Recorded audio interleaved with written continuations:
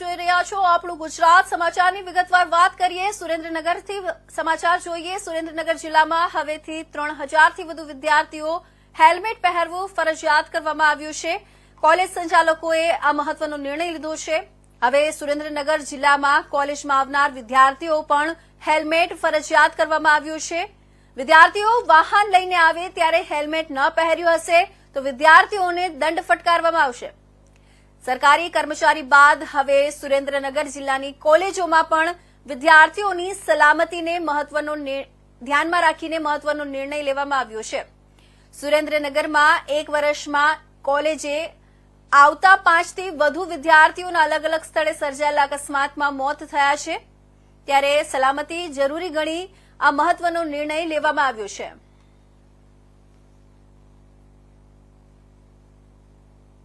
જે સૂચના આવેલી છે એના અમલવારી માટે અમારી સરકારી કચેરી હોવાથી અમે અમારા 2,500 વિદ્યાર્થીઓ અને અહીંયાના જે સ્ટાફ છે ઓલમોસ્ટ 100 નું છે એ બધાનો સૂચના આપીએ છે કે આનો સત્વરે અમલ કરે, કેમ કે આ બહુ જરૂરી છે અને કોઈનો જીવ જોખમમાં મુકાય નહીં એ તકેદારી રહે તો અમે ટ્રાફિક પોલીસ સાથે સંકલન કરીને અને કોલેજના જે સિક્યુરિટી કર્મચારીઓ છે એમની સાથે સંકલન કરીને આનો અમલવારી તાત્કાલિક કરાવવા માટે પ્રયત્ન કરીએ છીએ।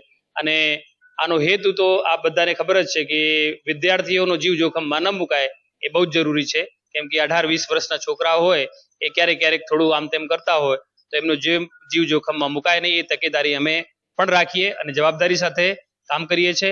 આ કોલેજ મોટામાં મોટી અને સુરેન્દ્રનગરની જૂનામાં જૂની કોલેજ છે તો અમે એવો દાખલો બહાર પાડીશું કે બીજા લોકો પણ આનું અમલ કરે। તો આ તરફ વલસાડના કરજ ગામે છેલ્લા 15 મહિનાથી ત્યાંના જળસ્તરોમાંથી લાલ કલર યુક્ત પ્રદૂષિત પાણી નીકળવાનું યથાવત રહ્યું છે। જો કે અનેક સંબંધિત અધિકારીઓને આ બાબતે પ્રદૂષિત પાણીને લઈને 5 જેટલા અરજદારોએ લેખિત અને મૌખિક રજૂઆત કરી હતી। સાથે સાથે સરીગામ જીપીસીપીની કચેરીએ રૂબરૂ જઈને તેમના અધિકારીઓને પણ આરઓ એઓ ત્રિવેદી સમક્ષ લેખિત ફરિયાદ પણ કરી હતી।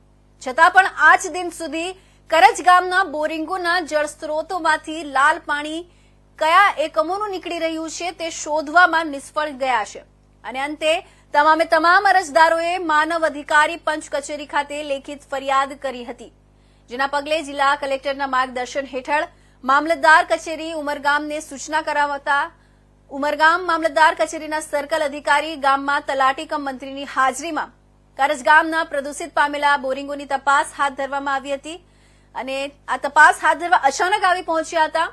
5 અરજદારોએ ટેલિફોનિક જાણ કરી ઘટના સ્થળ પર બોલાવી તેમની હાજરીમાં તમામે તમામ બોરિંગોની તપાસ હાથ ધરવામાં આવી હતી, જ્યાં સર્કલ અધિકારીની હાજરીમાં જ બોરિંગના પાણીઓ હાલ પણ લાલ નીકળતા સર્કલ અધિકારીએ ઘટના સ્થળ પર જ પંચ કેસ કરી મામલતદાર રિપોર્ટ સુપરત કરવામાં આવ્યો હતો। અહીંયા આવી પહોંચ્યા છીએ। અહીંયા 15 મહિનાથી લાલ પાણી મુદ્દે ખૂબ જ અહીંયા ઘટના ગરજી છે।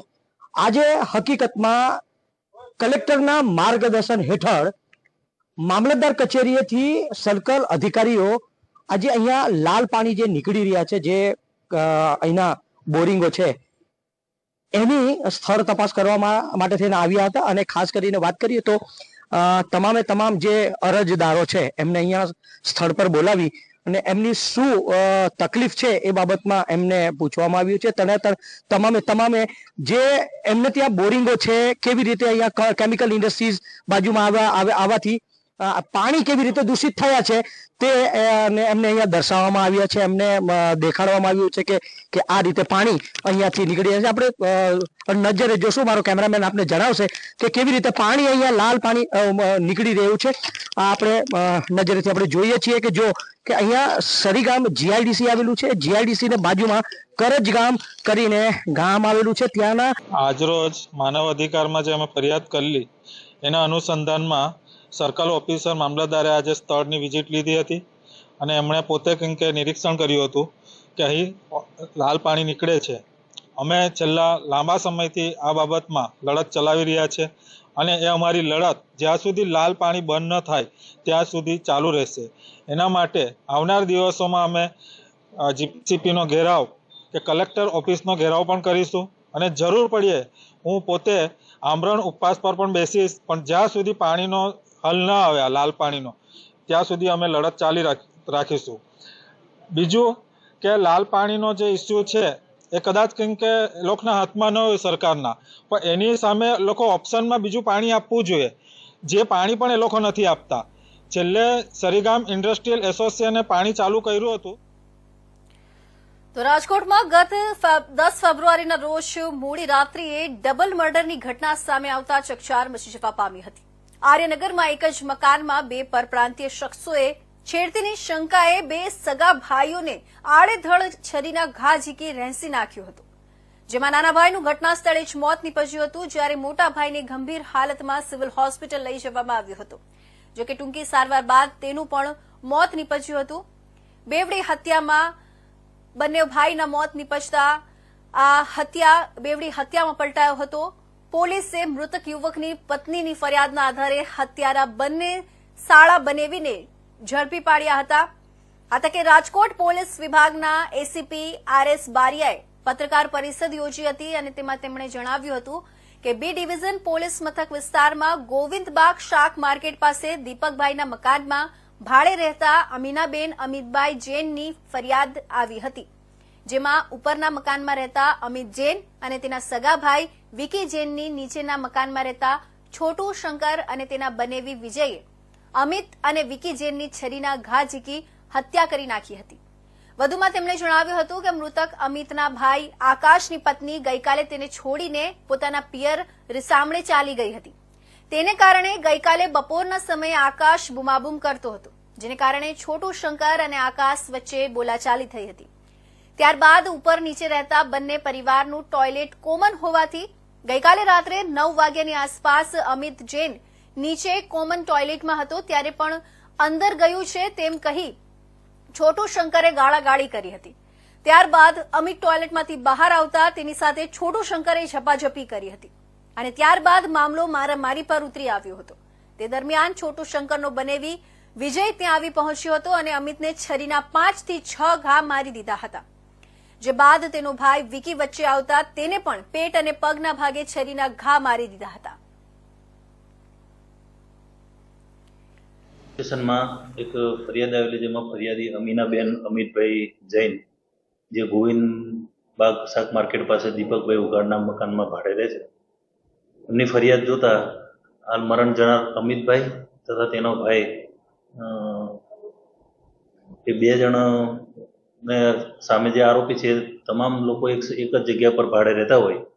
એ દરમિયાન ગઈકાલે મરણ જનારનો ભાઈ આકાશ છે, જે આકાશની પત્ની છે, એ રીસેને પિયર જતી રહી હોય, તેથી ગુસ્સામાં આકાશ બપોરે બૂમાબૂમ કરતો હોય ઘરમાં. જે આધારે હાલના આરોપી છે જે વિજય, એને બપોરે બોલાચાલી થઈ, કેમ બૂમાબૂમ કરે છે, બૂમાબૂમ ના કરે છે, એ બાબતે બોલાચાલી થયેલી. ત્યારબાદ રાત્રિના આશરે 9 વાગ્યાની આસપાસ અમિતભાઈ છે, જે આ લોકોનું તમામનું કોમન ટોયલેટ બાથરૂમ છે, એ ટોયલેટ બાથરૂમની અંદર બાથરૂમ ગયેલો હતો. એ દરમિયાન આ કામનો આરોપી જે બહારથી ખખડાવીને કોણ અંદર ગયો છે આમ કહીને ગાળાગાળી કરીને જેમ તેમ બોલીને એ કરીને બોલવા લાગેલો, ડોલ પછાડવા લાગેલો. તે દરમિયાન બહાર આવતા એ લોકો જોડે બોલાચાલી થઈ, બોલાચાલીમાંથી ઝપાઝપી થઈ. એ દરમિયાન આ જે છોટું એના જે બનેવી છે વિજય ત્યાં આવી જતા બંને જણ મારકૂટ કરવા લાગ્યું, જેથી જે અમિતભાઈ છે મરણ જનાર, એનો ભાઈ અશોક અને એનો ભાઈ આવી જતા ઉગ્ર મારામારી થતા. એ દરમિયાન આ કામનો જે આરોપી છે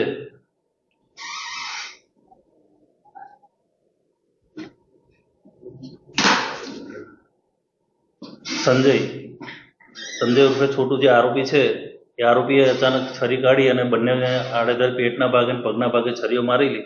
છરી મારી દીધી, ત્યાંથી જતા રહેલા. તે દરમિયાન 108 બોલાવી અને બંને ભાઈઓને સિવિલ હોસ્પિટલ ખાતે 108માં રવાના કરેલ. પણ તે દરમિયાન બંનેના મરણ ગયેલું હોય એ બાબતની ફરિયાદ પોલીસ સ્ટેશનમાં નોંધાતા બીએનએસની કલમ 103(1) 54 તથા 296B મુજબ ફરિયાદ દાખલ કરવામાં આવેલી છે અને તેની તપાસ પોલીસ ઇન્સ્પેક્ટર રાણે સાહેબ કરી રહ્યા છે.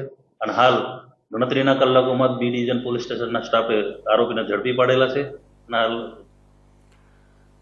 તો આ તરફ સાબરકાંઠામાં મહિલા પર રીંછનો હુમલો થયો હોવાનું સામે આવ્યું છે. વિજયનગર તાલુકાના ઝાલેટા ગામની મહિલા પર રીંછે હુમલો કર્યો હતો. બકરા ચરાવવા ગયેલી મહિલા પર રીંછ દ્વારા હુમલો કરવામાં આવ્યો હતો, જેથી મહિલા ગંભીર રીતે ઘાયલ થઈ હતી. ગીતાબેન બોડાત નામની મહિલા પશુ ચરાવવા માટે જંગલમાં ગઈ હતી. શરીરના ભાગે ઈજાઓ થતા વિજયનગર સિવિલ હોસ્પિટલ લઈ જવામાં આવ્યું હતું. ગંભીર રીતે ઘાયલ થતા પ્રાથમિક સારવાર આપ્યા બાદ વધુ સારવાર અર્થે મહિલાને હિંમતનગર સિવિલ હોસ્પિટલ ખસેડવામાં આવી હતી. વન વિભાગે આગળની કાર્યવાહી હાથ ધરી છે. વિજયનગરના જંગલ વિસ્તારમાં આવી રીતે અનેકવાર રીંછના હુમલાની ઘટનાઓ સામે આવી ચૂકી છે. માનવ પર રીંછના હુમલાની ઘટનાઓ વધી રહી છે.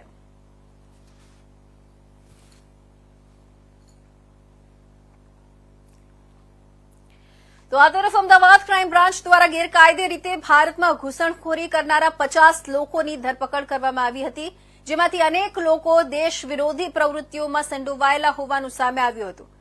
મળતી માહિતી અનુસાર તેમાંથી 16 જેટલાને સફળતાપૂર્વક બાંગ્લાદેશ મોકલવામાં આવશે, જેમાં એક સગીર સામેલ છે. ઉલ્લેખનીય છે કે અમદાવાદ ક્રાઇમ બ્રાન્ચ દ્વારા લાંબા સમયથી ગેરકાયદે રીતે ભારતમાં ઘૂસણખોરી કરનારાઓને પકડી પાડવા માટે કાર્યવાહી કરવામાં આવી રહી છે. આ દરમિયાન દેશ વિરોધી પ્રવૃત્તિ કરનારા બાંગ્લાદેશીઓ પણ પકડાયા હતા. અમદાવાદ ક્રાઇમ બ્રાન્ચે આ લોકોને નકલી ભારતીય દસ્તાવેજો સાથે પકડી પાડ્યા હતા. આ લોકો પર સગીરાઓને દેહ વ્યાપારમાં ધકેલી દેવાનો પણ આરોપ હતો. જોકે હવે બાકીના અન્ય ગેરકાયદે ઘૂસણખોરોને પણ તેમના દેશને સોંપી દેવાની કાર્યવાહી આગળ ધપાવવામાં આવી રહી છે. જે અગાઉના 2 કેસ નોંધાયેલા છે, એમાં જેટલા પણ લોકોની સંડોવણી જણાવેલી હતી એમના વિરુદ્ધ કાયદેસરની કાર્યવાહી કરવામાં આવેલી છે. અને હવે પછીનું જે અત્યારે કામ જે ચાલી રહ્યું છે એમાં તમામ પ્રકારની વિગતોનો સમાવેશ કરવામાં આવશે કે જે એમને મદદ કરતા હતા, એમને કોઈ પણ પ્રકારની લોજિસ્ટિક હેલ્પ પ્રોવાઈડ કરતા એ તમામ લોકોનો સમાવેશ હવે પછીના કેસમાં થશે. Deportation ક્યારે થશે exactly date અને whether they were sent through flight or some other means? ના, એમને આપણે જમીની માર્ગે જ એમને ડિપોર્ટ કરેલા છે. અને date એમને બોગદા બોર્ડરથી ડિપોર્ટ કરવામાં આવેલા છે. સર, કોઈ રાષ્ટ્ર વિરોધી પ્રવૃત્તિમાં અથવા કોઈ ષડયંત્રમાં ભાગ ભજવ્યો એવું કોઈ તપાસમાં બહાર આવ્યું? આપણે રાજ્ય સરકારની એજન્સી દ્વારા પણ ગયા વર્ષે કેસ કરવામાં આવેલો હતો, જે નારોલથી પકડાયેલા હતા. EQIS નો કેસ હતો અને બીજી પણ એ પ્રકારની જે પણ અત્યારે જે ગુપ્ત કાર્યવાહી ચાલી રહી છે એ દિશામાં પણ જે પણ પરિણામ આવશે. આ 50 માંથી કોઈ વિશે સંડોવણી કેસ સામે આવી? આ 50 માંથી આ 50માં બધા જ ગેરકાયદેસર નાગરિકો છે અને એમનું થરો ઇન્ટ્રોગેશન કરવામાં આવેલું છે. એ લોકો એમના જે પણ ઉદ્દેશથી અહીંયા આવેલા હતા એમાં ભારત દેશ વિરોધી પ્રવૃત્તિનો કોઈ માહિતી મળેલી નથી. તો પૂર્વ કચ્છ લોકલ ક્રાઇમ બ્રાન્ચે ગેરકાયદેસર રીતે બાયોડીઝલનો જથ્થો ઝડપી પાડ્યો છે. ગાંધીધામ પી ડિવિઝન પોલીસ સ્ટેશન વિસ્તારમાંથી 24,895 લીટર ગેરકાયદેસર બાયોડીઝલ ઝડપી પાડવામાં આવ્યું છે. કોઈપણ પ્રકારના આધાર પુરાવા અને બિલ વગરનું પેટ્રોલિયમનો જથ્થો મળી આવતા લોકલ ક્રાઇમ બ્રાન્ચે કાર્યવાહી કરી છે. કન્ઝ્યુમર પંપ તથા ડીઝલ સંગ્રહ કરવાનો ટાંકો અને 24,895 લીટર ડીઝલ મળી કુલ 19,91,000નો મુદ્દામાલ સીલ કરી 2 આરોપીઓ વિરુદ્ધ કાયદેસરની કાર્યવાહી કરવામાં આવી છે. Gandhidham D division police station ખાતે BNSની કલમ 280, 287, 54, 3, 5 હેઠળ ગુનો નોંધી વધુ તપાસ હાથ ધરી છે.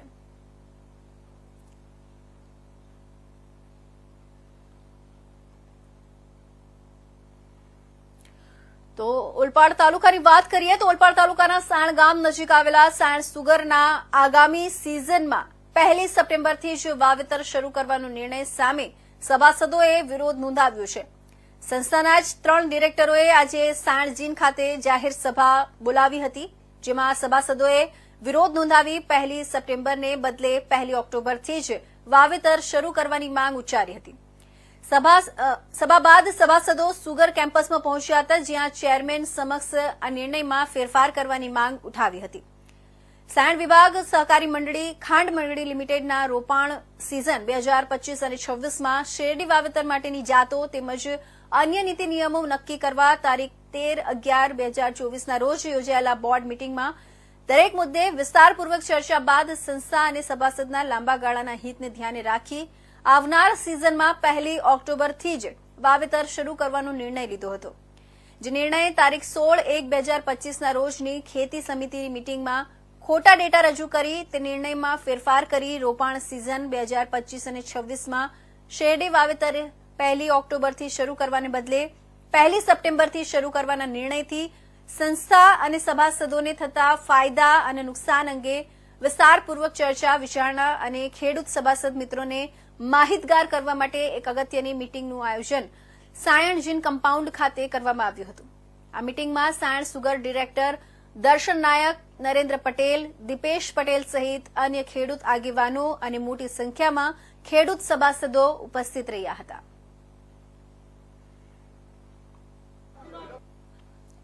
સાયણ સુગર ફેક્ટરી 2002 થી સપ્ટેમ્બરમાં રોપવાની છૂટ આપે છે.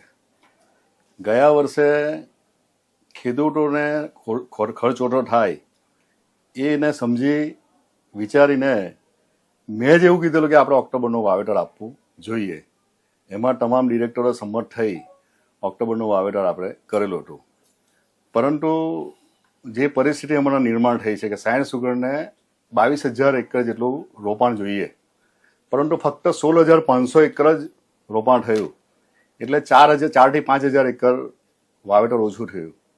5,000 ગુણ્યા 30ની એવરેજ આપણે મૂકીએ એકરે તો 1.5 લાખ જેટલું ક્રસિંગ ઓછું થાય.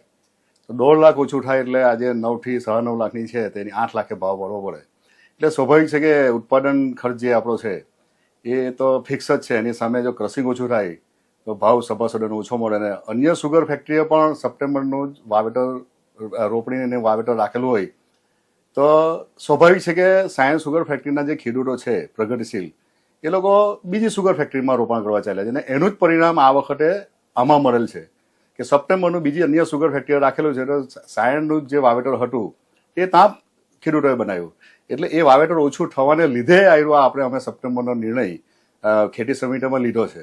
અને 3 અમારા જે ડિરેક્ટરો છે સાયણ વિભાગ સહકારી સંસ્થા સહકારી ધોરણોથી ચાલતી છે અને સાચા માલિક એ સંસ્થાના સભાસદો હોય. ટ્રસ્ટી તરીકે અમારી જવાબદારી છે ખેડૂતોને જ્યારે કોઈ પણ પ્રકારની તકલીફ પડતી હોય તો એની ચર્ચા વિચારણા કરી સંસ્થાની બોર્ડમાં એના નીતિ નિર્ણયો થતા હોય છે. અને નીતિ નિર્ણય અંતર્ગત 2024-25ની સિઝનમાં ખેડૂતોની કાપણી જે લાંબા ગાળા સુધી થતી ન હતી, બળવાના પ્રમાણ વધારે હતા અને સંસ્થાને રિકવરી ઓછી આવતી હતી, એ અનુસંધાનમાં 1 ઓક્ટોબરથી નિર્ણય કર્યો હતો. અને એ અંતર્ગત લગભગ 17,000ની આસપાસ એ રોપાણ અમારું નોંધાયું હતું. સિઝનની શરૂઆત 2025-26 પછી થવાની હતી. માન્ય પ્રમુખશ્રીએ બોર્ડની વચ્ચે બોર્ડમાં ભેગા રહીને નિર્ણય કર્યો હતો અને સંસ્થાની જનરલ સભામાં આ નિર્ણય કર્યા પછી અને એમણે જ પોતે આ નિર્ણયને આવકાર્યો હતો અને વાહવાહી લૂંટી હતી. એ અનુસંધાનમાં ફરીવાર દરેક સંસ્થામાં આજે 30-40% લગભગ બારડોલી, ચલથાણ, મરી, પંડવાઈ, કામરેજ બધી સંસ્થાઓને 30-10% સુધીની ઘટ હતી. આપણી પણ 1,000-1,500 એકરની ઘટ હતી. પરંતુ આ સમગ્ર બાબતની ચર્ચા કર્યા પછી એમણે બહુમતીના જોરે જે 1 સપ્ટેમ્બરનો નિર્ણય કર્યો હતો એ અનુસંધાનમાં અમે ખેડૂતોની વચ્ચે ગઈને પ્રમુખને પહેલા 14 પાનાનો અમે લેટર આપ્યો હતો. સમગ્ર બાબત સંસ્થાના કોઈ ભ્રષ્ટાચારની કોઈ બાબત નહીં હતી, કોઈ ગેરવહીવટની બાબત નહીં હતી, કોઈ વ્યક્તિગતો આક્ષેપ ન હતા. સભાસદ અને સંસ્થાનું લાંબા ગાળાનું હિત, નહીં કે ટૂંક સમયનું માયનું નુકસાન, લાંબા ગાળાનું હિત જોવા માટે અમે અમારી બોર્ડે એક નિર્ણય લીધેલો કે 1 ઓક્ટોબરથી વાવેતર કરવું. એ નિયમના અધીન અમે એક સિઝન પૂર્ણ કરી. હવે બીજી સિઝનમાં આવી ત્યારે અમારે પરિપત્ર બહાર પાડી દીધો કે ઓક્ટોબરથી જ આ સિઝનમાં વાવેતર કરવાનું છે. પરંતુ કોઈક અજાણ્યા કારણસર અમુક ડેટાના આધાર કે ભાઈ વાવેતર ગયું એવા મુદ્દા મૂકીને જે આ નિર્ણય બદલવાની કોશિશ થઈ અને નિર્ણય બદલાઈ ગયો અમારી ગેરહાજરીમાં, એ બાબતના વિરોધ અનુસંધાનમાં અમે આ મિટિંગનું આયોજન કરેલું. ખેડૂતોને કેટલો ફાયદો રહેશે? વધારે પડતો ફાયદો ખેડૂતોને જ થશે. કારણ કે અત્યારની પેટર્ન જે સપ્ટેમ્બરમાં તમે મહિનામાં તમે રોપો અને કાપણી ચાલુ કરો તમે નવેમ્બરની 1 તારીખે, શેરડી વરસાદ બંધ થાય પછી, તો તેમાં જે સમયગાળો તે 14 મહિનાનો છે.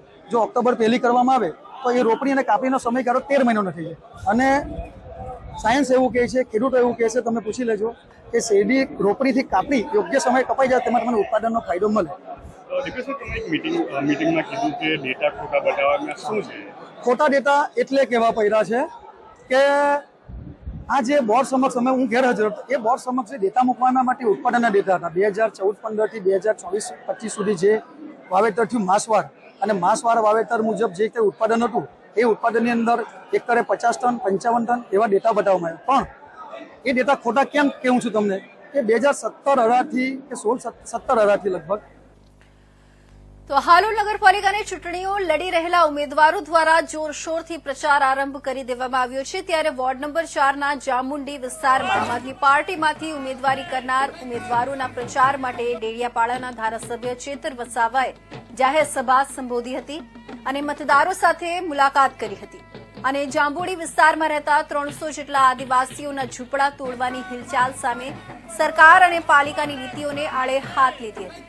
આમ આદમી પાર્ટીના ડેડિયાપાડા વિધાનસભાના ધારાસભ્ય અને આદિવાસી નેતા ચેતર વસાવા તેમના દાહોદ જિલ્લા અને લુણાવાડા જિલ્લાનો પ્રવાસ પતાવી છોટાઉદેપુર જઈ રહ્યા હતા. તે દરમિયાન તેઓએ હાલોલ નગરપાલિકાની ચૂંટણી લડી રહેલા આમ આદમી પાર્ટીના 3 ઉમેદવારો માટે પ્રચાર અર્થે રોકાયા હતા. વોર્ડ નંબર 4ના જામુંડી વિસ્તારમાં આપના કાર્યકરો દ્વારા તેઓનું ભવ્ય સ્વાગત કરવામાં આવ્યું હતું. ઢોલ નગારા સાથે તેઓ આ વિસ્તારમાં ફર્યા હતા અને મતદારો સાથે મુલાકાત કરી જાહેર સભા સંબોધી હતી, જેમાં મોટી સંખ્યામાં આ વિસ્તારના લોકો હાજર રહ્યા હતા. હાલોલ નગરપાલિકાના વોર્ડ નંબર 4માં અમારા સાથી ઉમેદવારોના પ્રચાર અર્થે અમે અહીંયા આવ્યા છે. જે રીતે 1995થી હાલોલ નગરપાલિકા અસ્તિત્વમાં આવી અને ત્યારથી વારાપરથી અહીંયા ભારતીય જનતા પાર્ટી અને કોંગ્રેસનું શાસન રહ્યું છે, છતાં અમે જે વોર્ડમાં બેઠા છે એ વોર્ડના 300થી પણ વધારે આદિવાસી લોકોના પોતાના કાચા ઘરો છે, હજી નામે નથી થયા, એની આકારણી નથી નીકળતી, એને લાઇટના મીટરો પણ નથી મળ્યા. 100 વર્ષથી પણ વધારે સમય એ અહીંયા વસવાટ કરે છે, છતાં અહીંના શાસનકર્તાઓની સામનશાહી વિચારસરણીને કારણે અહીંના નાના લોકો આજે હેરાન પરેશાન થઈ રહ્યા છે. સાથે ગટર લાઇન હોય, રોડ રસ્તા હોય, પીવાના પાણીની હોય, સ્ટ્રીટ લાઇટોની હોય અને ગંદકીની બાબતોને લઈને પણ અનેક સમસ્યાઓ અહીંયા છે. ત્યારે અમારા લોકોને વિજય બનવાથી આ વોર્ડના લોકોના જે પણ રજૂઆતો હશે, જે પણ કામો હશે એનું નિરાકરણ કરવાનું કામ અમે કરીશું.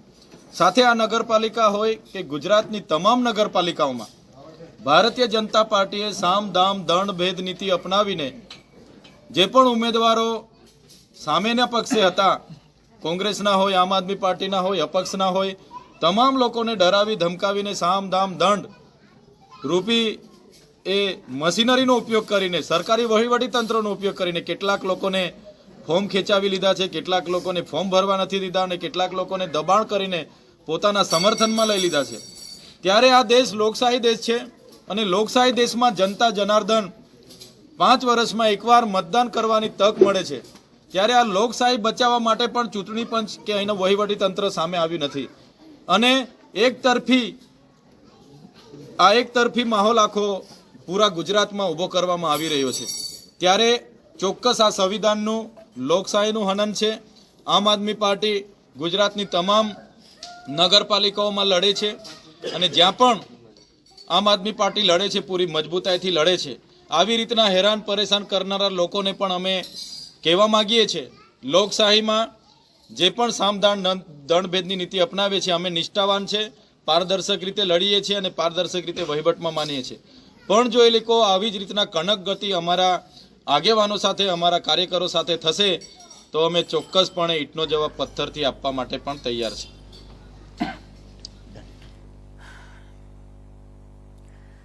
તો અત્યારના આજનો મહત્વના સમાચારમાં બસ આટલું જ. નવા સમાચાર સાથે ફરી મળીશું. ત્યાં સુધી રજા આપશો. નમસ્કાર.